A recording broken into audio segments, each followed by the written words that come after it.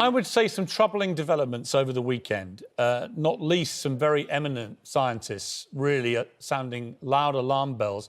Israel yesterday became the first country to go back into full national lockdown for 3 weeks. Obviously, we're all desperate for that not to happen here, but some pretty big warnings being given out by some eminent scientists right now that may happen. Yep, absolutely. So we're seeing a rise in cases, over 3,000 again, 3 days on the trot. We're seeing an increase in hospitalisations, 9 deaths throughout the UK. That may not sound much now, but when you see a rise in cases, inevitably you will see more hospitalisations. We're also seeing a rise in the number of cases in care homes, which is really worrying. These are the people who are most vulnerable. And there's, I think there's been about 1,000 cases in care homes around the country. So we need to get a grip on this. We need to make sure that people do understand why social distancing is so important. And the rule of 6 is easy to understand. 6 is an arbitrary figure. It's based on modelling rather than any other science. But the more people that individuals come into contact with, the more the transmission will spread. One of the weird things, Hilary, about the rule of 6, which I just couldn't quite get my head around, under the old rules, you weren't allowed to, say, have a lunch with 5 friends in a restaurant. You could only be with one person from another household, right? That was the rule. Now you can meet up with 6 people from 6 different households, albeit socially distanced. I mean, that seems to be a perverse change where actually I agree. More is potentially OK.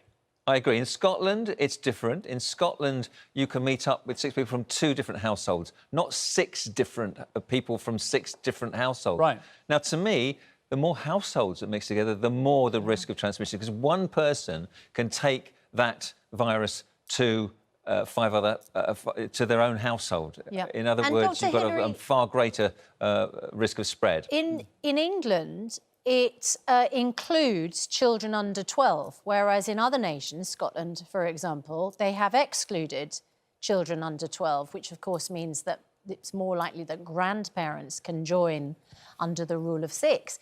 But is there actually evidence that children under 12 are transmitters of the virus? I mean, is there not scientific justification for allowing children under 12 not to be part of that rule of 6?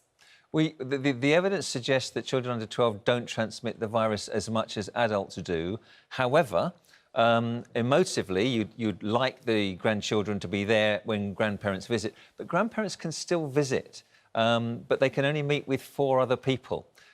So those grandchildren could be included in that group of 6. In a separate visit? No, in the same visit, as long as there's only 6 people. Yes.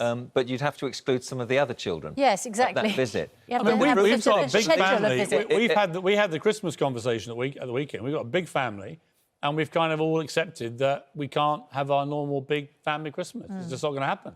Because normally there'd be 18, 20, maybe more of us, and that's just not going to happen, I don't think, is it? I think that's very likely. And unfortunately, people have to get used to the idea that the virus is going to be here for some considerable time.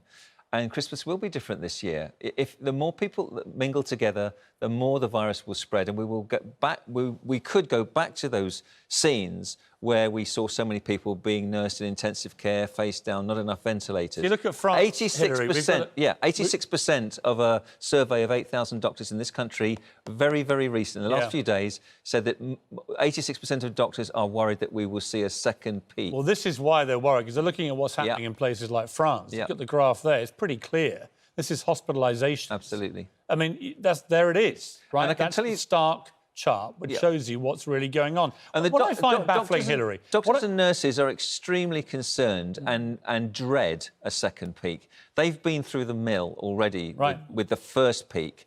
And going back to those horrors and the tragedies of where we were in April fills them with absolute dread. Over 300 NHS and care workers died at the peak of this pandemic in March, April. Let's not forget that. That's why they are terrified of another wave of this. What I find unconscionable are the number of supposedly intelligent people, journalists, celebrities of varying degrees, high-profile people with big followers on social media, who just seem to think the smart thing to do right now is to spend all day, every day, playing down the risk of coronavirus, telling people it's all exaggerated, that there isn't going to be a second wave, all this kind of thing.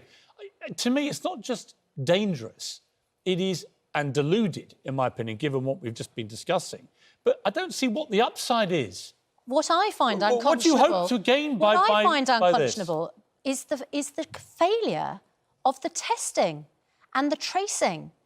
I mean, as you say, that your concern is people not taking it seriously. My concern, Dr. Hilary, for instance, there's a story in the Times today, the testing programme suffering fresh chaos after one council said its online booking service was failing to show people appointments. Rochdale said residents were only occasionally being shown when appointments were available.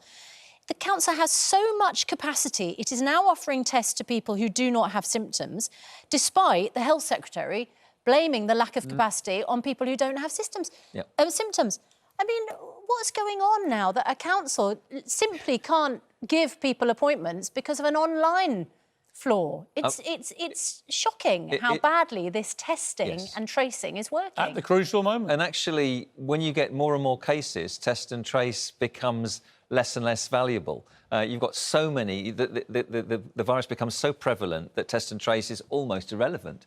If we get to that point, test and trace is going to be even more chaotic and it's going to fall down. We can only use test and trace effectively when we've got small numbers of cases. Then you can isolate those and Hilary, how many who are COVID people, positive and self-isolate them. Right, but Hilary, how many people are being tested? The reason I ask that, what do they say capacity is right now? It's like... About 350,000. Right. They're currently processing about 277,000. Right.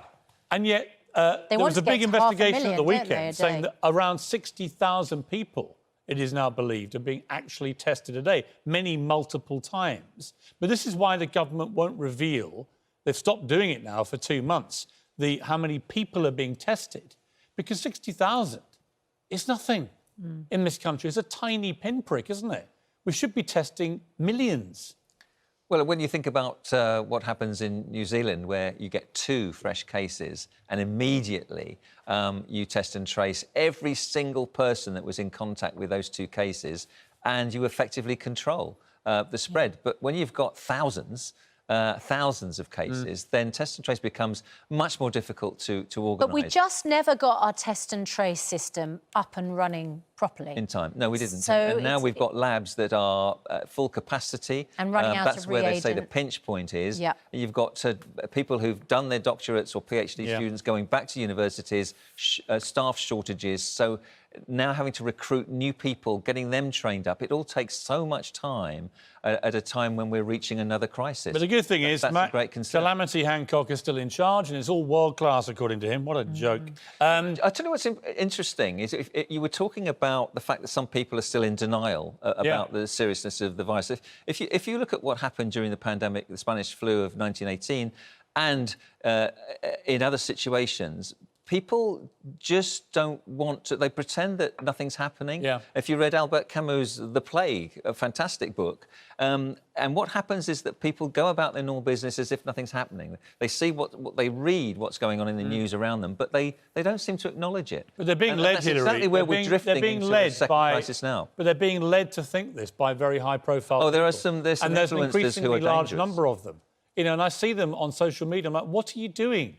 Why would you encourage people not to take this seriously? I don't get what the upside is. It's almost like they want to go back to a national lockdown because that will be the inevitable consequence. If millions of people in this country don't take it seriously, we'll end up like Israel is today, back in national lockdown. And the fact they can't understand this or get it through their thick heads, I just find ridiculous.